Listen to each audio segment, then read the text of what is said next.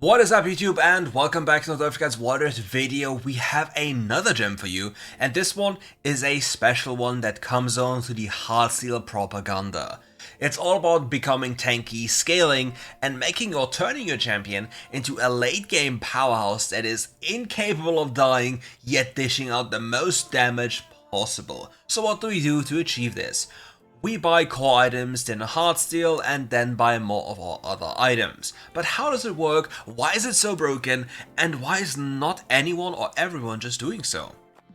Okay, in WildRift you all know that during the early game, HP is the stat that makes you the tankiest. So after you make sure that you can clear your jungle fast enough in this way, for example with Nash's Tooth, you then afterwards invest into items that make you tankier.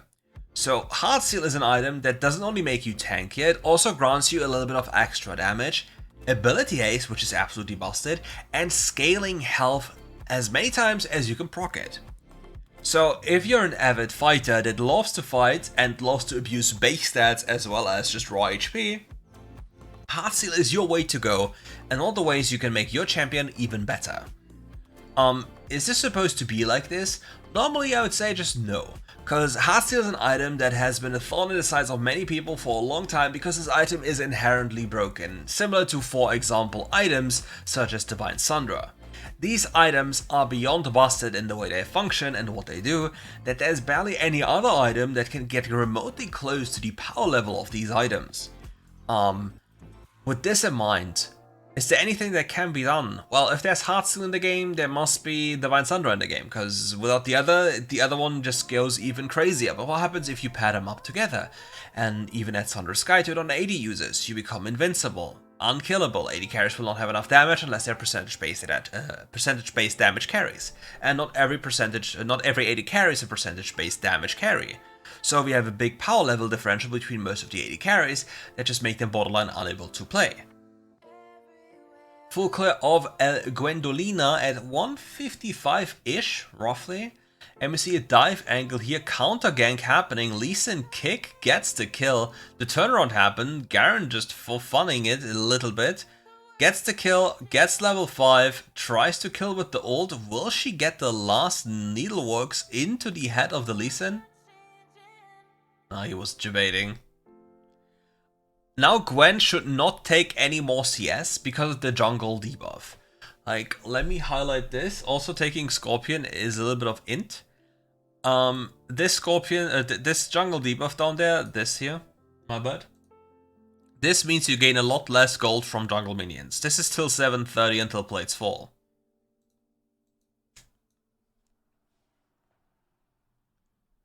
Gwendolyn on the ganking move up there. Don't really have setup with Lulu Ezreal, but okay, the Maokai literally just read. Oh wait, apparently not. Apparently this actually works. But they'll at least trade back one. Yeah, they do. Now Lee Sin is here. Tank the Q. Wait, the Q didn't hit. Oh no, this Gwen is in big trouble. Yeah, she's dead. Okay, so bot laners in general. If there was, like, let's say the jungle paths down and jungle ganks here. Jungle will most likely be here after, because the entire camps here respawned, and it obviously aligns with the jungle's interest to be able to combine farming with ganking, because it's just efficient. Because in WildRift you see it many times that people just run around and gank, and suddenly, even after having 7, 8, 9 kills, they don't have they have less gold than the guy who is 0-8, because they refuse to farm.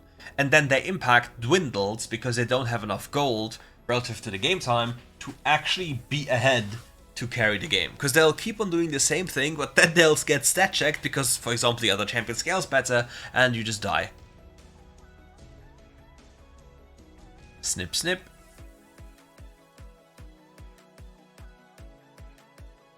Lee Sin here for the gank. The Maokai setup is just too busted. Like, if you have a Maokai lane as a jungle, please do yourself a favor, go there. It's such a free setup. You can just go there, he presses his second ability, and it's instant death. I don't know why Lee Sin just did this. This was beyond int because this kill is inconsequential. This kill for the Lee Sin doesn't change anything.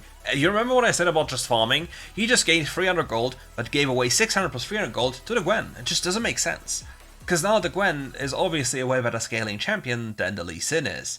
And with the champions with a Lulu, that makes his game borderline impossible to play if the Gwen gets too strong. Now with the Gwendolyn even thinking about the Heartsteel build, it will also not be so easy to just one-tap her with the amount of CC they have. Because not only with the Garen, obviously with the lockdown of a Maokai and the Lee Sin kick, it should be relatively okay to get the Gwen. But that way, it's just not a thing. Lee Sin picks up the dragon here. Gwen can't really do anything about this. She just has to give and play the objective that isn't played by the enemy bot lane.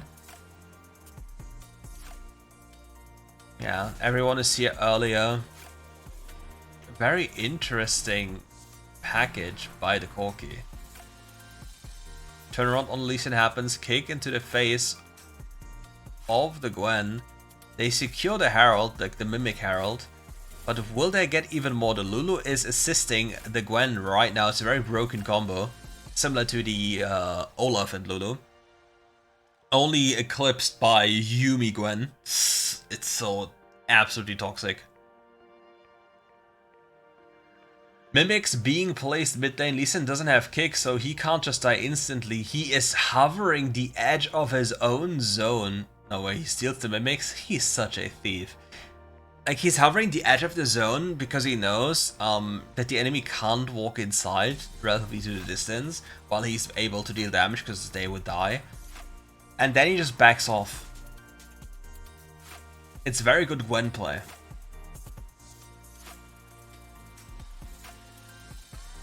Now the Lulu is running after her newly acquired Pokemon.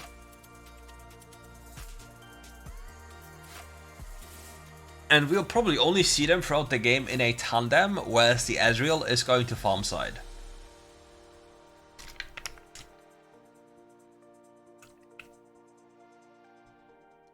And if you read Lulu's name, like the first 3 letters, die, it's the only thing the enemy will if they encounter this Gwen.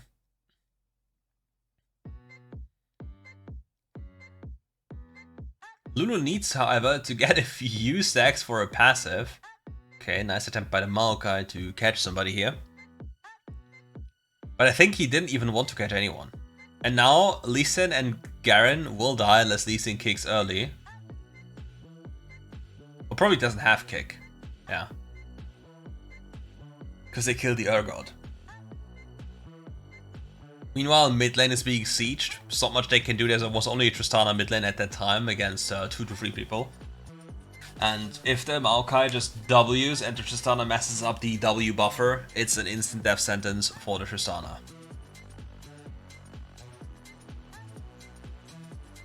Gwen is printing money right now, invested into the effective HP propaganda. Quite interesting to see that she isn't going for a lost item Amaranth. Maybe because she just doesn't need it or doesn't feel like she needs it and rather goes for Infinity Orb. Ooh, going close to the Garen execute threshold. Needs to be mindful here. Both get rooted. Yeah, the 900, like 895 damage of the Garen ultimate. Very important this game if you look at bottom left. So the question is Infinity Orb really the best choice here? Because think about this. She doesn't have any resistances, right? She's facing a decent amount of magic and physical damage, and only has player seal caps with a Lulu.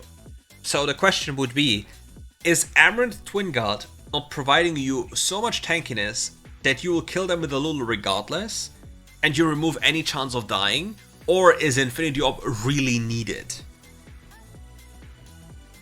And alternatively, given your build and your HP bar with how many Heartsteel stacks you have, could you not just go Titanic and have even more damage? It's just like a thought experiment you just can walk yourself through. And now with the Lulu power and the power of cooldowns, the rundown commences. And yeah, the funny thing is, many would believe that Heartsteel is supposed to be an item that stuns your item build, but look at the first 3 items. Nashers, Heartsteel, Riftmaker. What do all three of these items have in common? They grant you ability haste.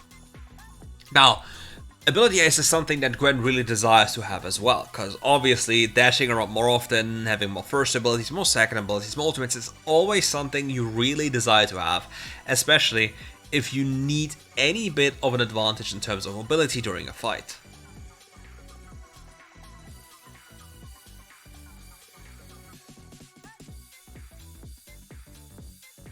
Dragon going over to the enemy team. Gwen is in the middle of the fight, getting hard to procs left and right. Garen used ultimate, which means they lost a big source of damage, but it's not enough yet. Who just has Collector?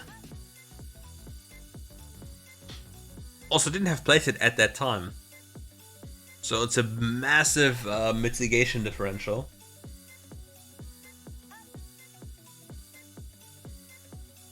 Let me skip forward a little bit. And this game also, I think, thinking about a potential Gargoyle enchant might not be too shabby. Q assist also works. Corki goes for this weird hybrid build where he goes for Manamune, Liandry. I don't know what they're thinking, honestly. Because Liandry without AP is really a sad item, just doesn't do much, sadly.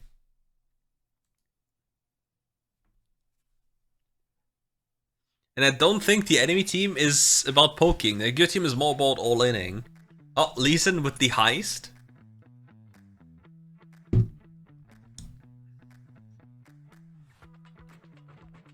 Grand Theft Red buff.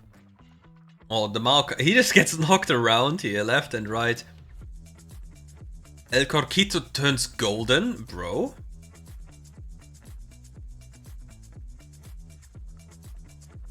Damn, he takes so much damage though.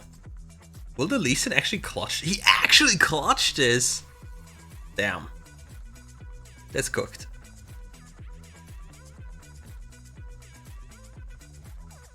He just actually clutched this. That is a tiny bit insane. Oh yeah, the Lee Sin is beyond fed. Oh my god, he has so many items. Getting the package for free here. This jump fail could have been me with the dash fail. Could just be a clip of me trolling as per usual. Enemy team got the T-hacks. Also, you need to be careful when people pick up the T-hacks and you have champions that can stack on the T-hacks. Like Samira, Darius, etc. They can just stack on the T-hacks and completely wipe your team. Also 80 carries that can stack lethal tempo. It's such a crazy thing that constantly happens. I see people do it all the time. They just walk up with the TX, want to be like funny, you know? And then suddenly, the Darius with 5 stacks flashes into your face with Q flash and kills your entire team. Instantly. And like, ah, great. Thank you, Mr. TX. Thank you for your good work, keep it up.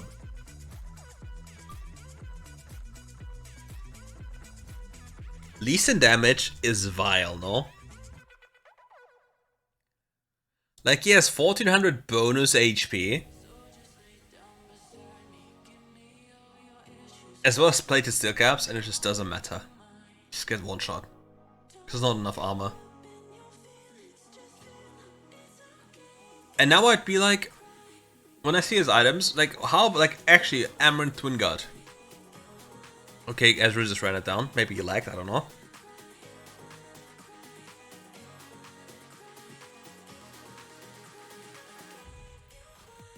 Red buff secured, so perma slow is in the game. Okay, Garen ult being out, actually really helpful for the Gwen to actually play the game.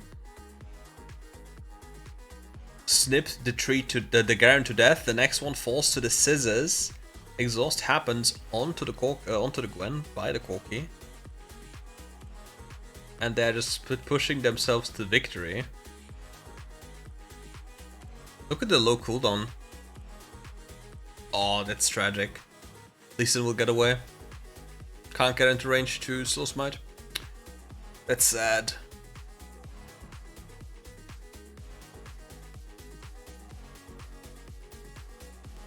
Ooh, he's angry. Look at the damage here. I don't think you win this Lee Sin, because you need I think you need a little bit of extra damage from your teammates, or to be closer in distance so you can like auto attack combo, but not this way. Infinity Overquiet. Is it going to be a gargoyle? It's going to be a Righteous Glory.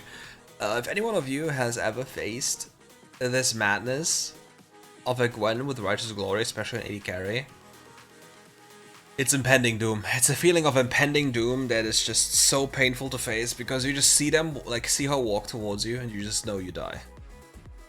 There's nothing you can do about this, which is the saddest part. You just die.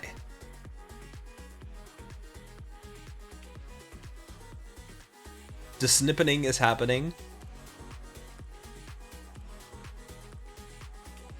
Should be an easy Nasher. Got with the flank onto the Maokai. The mystical Wise Tree is being snipped to death. Instant mid lane transition to keep up the pressure. Save the first wave. Enemies going in, he gets kicked into the face, is too tanky, gets hostile procs left and right, gets the Lulu ult, survives with 1 HP, dies to the Draven Collector, but he did enough of a job for his team to hopefully kill the other people. One will fall, doesn't matter though. They will get at least the mid lane inhibitor, and maybe should be able to end unless the Garen can stall for enough time. Garen has to walk into the wave though. If he doesn't walk into the wave, it's over. Okay, he's gatekeeping the cannons from going in. Okay, stop gatekeeping the cannons. Why are they not finishing? Why didn't they finish? Huh. Well, now his entire team is griefing with what they're doing. Oh, well, that's a heartbreaker to see, because now his team griefed. Lulu died. Now the next one will die and Elder will spawn. They can actually still lose. It's always the same. Always. Every single game.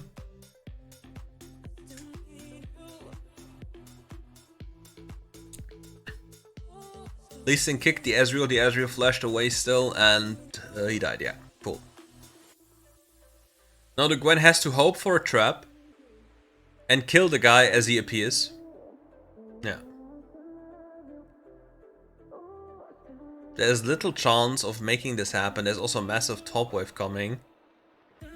Yeah, this is going to be a little bit of a toughie. Big damage coming in by the Gwen. Too tanky, she doesn't take any damage. Snips away the Lee Sin as well. They didn't get to kill the Gwen, they didn't have the CC they needed with the Lee Sin kick, because the Lee Sin kick was on cooldown thanks to kicking the Ezreal into the head. But there's a big wave topside, and Tristana is actually recalling. Better teammates than the best teammate you could ever wish for, actually pressing the recall button to clear wave. Imagine. That is the level that you hope for to get. Yeah, get snipped to death by this Gwen that is playing tank. Next wave is incoming. They can't really Corki can't really defend this. He doesn't have package, and it's super minions. They can just walk up and end the game on the spot. Yeah. Get another kill for the trouble, and it's Jova. And with that, we at the end of the video, I think we have some. We don't have clips at the end, but we have the top 10 or top leaderboard builds. As per usual, amazing content by them, showcasing us the most crazy stuff on the Chinese server. And if you're interested in knowing more about the things that happen there, make sure to follow their channel, subscribe to them, and send them some love. That's a lot of damage. There's... Oh, we have some clips actually. Oh, there's a Yumi. As I said earlier, it's criminal. It is just criminal. Snip, snip.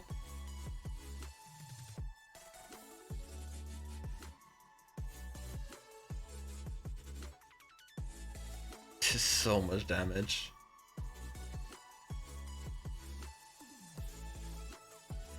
Gwen must be so fed. I got the lineup with the Yamster into the old combo. The needlework, demon, ghosting. Snipping, a little bit over the late QSS, but still so much damage. And the snipe from downtown. How many Baron steals and Baron fights will we see though? There's so many numbers on the screen as well. Yeah. They're most definitely cooked. Not gonna lie. Fleet footwork? That's criminal. Come on now.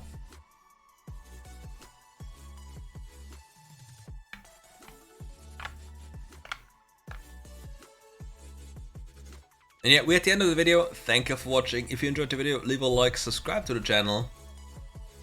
Shoot out a comment to boost the algorithm. And we'll see you for more content very soon. Take care.